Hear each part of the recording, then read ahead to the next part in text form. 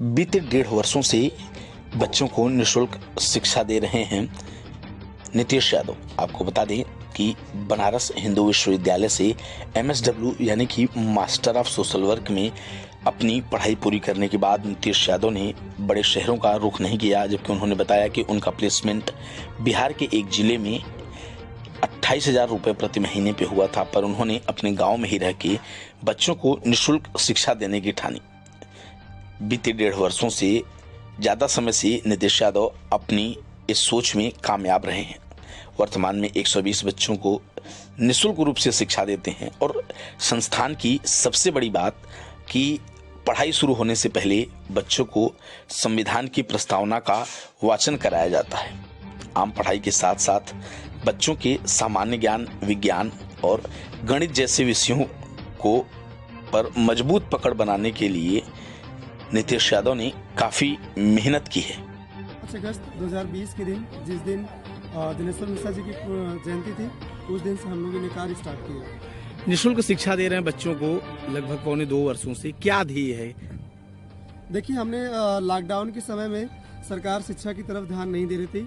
उस समय मैं बाबा भोलेनाथ की नगरी बनारस से जब जौनपुर आया तो हमको लगा कि हम लोग अगर सरकार शिक्षा बंद की है तो हम लोग कोविड का पालन कराते हुए हम लोग जो युवा हैं कुछ कर सकते हैं। तो उसी सोच के साथ हम लोगों ने सबसे पहले अपने गांव में एक सेंटर स्टेब्लिश किया, 8-10 बच्चों को पढ़ाना स्टार्ट किया।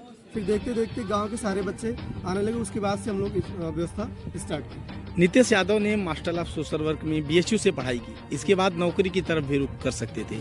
निःशुल्क शिक्षा देने के जो बच्चों की तरफ निःशुल्क शिक्षा दे रहे हैं, क्या सोच की चीज़ शुरू की? देखिए, हमारे यहाँ BHU में मास्टर सोशल की खूब सारे बच्चों का प्लेसमेंट होता है। हमारा भी हुआ था। बिहार में हमको एक जिला मिला था भगुआ, वहाँ की एक ब्लॉक हमको मिला था, वहाँ पे काम करना था। 27-28 हज़ार का मेरा पैकेज था, लेकिन हमारा नौकरी करने की इच्छा नहीं थी।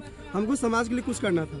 और समाज में क्योंकि बहुत सारे जो स्कूल हैं, कॉलेज हैं, शिक्षा तो दे रहे हैं, लेकिन बच्चों के अंदर जो नैतिक शिक्षा है, जो नैतिक जिम्मेवारी है, उनकी समाज के प्रति क्या भावना है, ये सब सारी चीज़ें स्कूल में नहीं बताया जा रहा है। तुम्हारी एक सोच थी कि कैसा हम लोग सेंटर स्टेब्लिश, नाम भी रखे समाजवाद।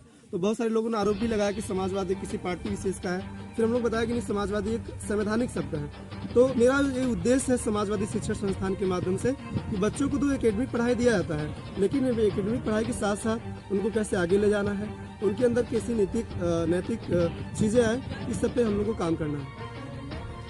एक अनोखी चीज आपके संस्थान में देखने को मिलती है, आप जब पढ़ाई शुरू करते हैं तो प्रार्थना की जगह बच्चों को संविधान की शपथ पढ़ाई जाती है। देखिए, सबसे पहले संविधान की प्रस्तावना का वाचन होता है, क्योंकि जो भारत की मूल आत्मा है वो संविधान की प्रस्तावना में निहित है।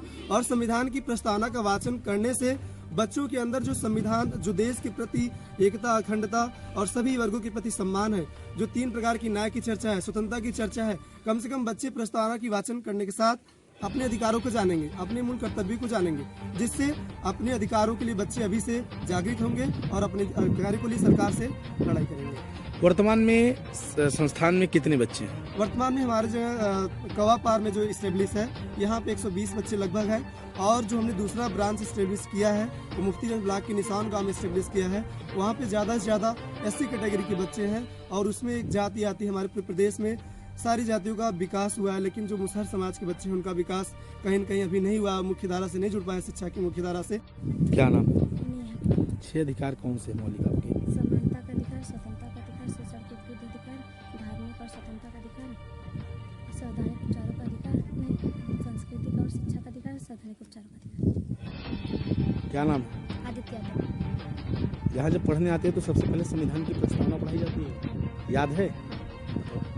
हम भारत के लोग भारत को एक संपूर्ण प्रभुत्व संपन्न समाजवादी पथ लोकतंत्रात्मक गणराज्य बनाने के लिए तथा इसके समस्त नागरिकों को सामाजिक, आर्थिक और राजनीतिक न्याय, विचार, अभिव्यक्ति, विश्वास, धर्म और उपासना की स्वतंत्रता, प्रतिष्ठा और अवसर की क्षमता प्राप्त कराने के लिए तथा उन सब में व्यक्ति की गरिमा और राष्ट्र की एकता तथा अखंडता सुनिश्चित करने वाली बंधुता बढ़ाने के लिए दृढ़ संकल्पित होकर अपनी संविधान सभा में आज दिनांक 26 नवंबर 1949 ईस्वी को एतद द्वारा इस संविधान को अंगीकृत, अधिनियमित और आत्मार्पित करते हैं।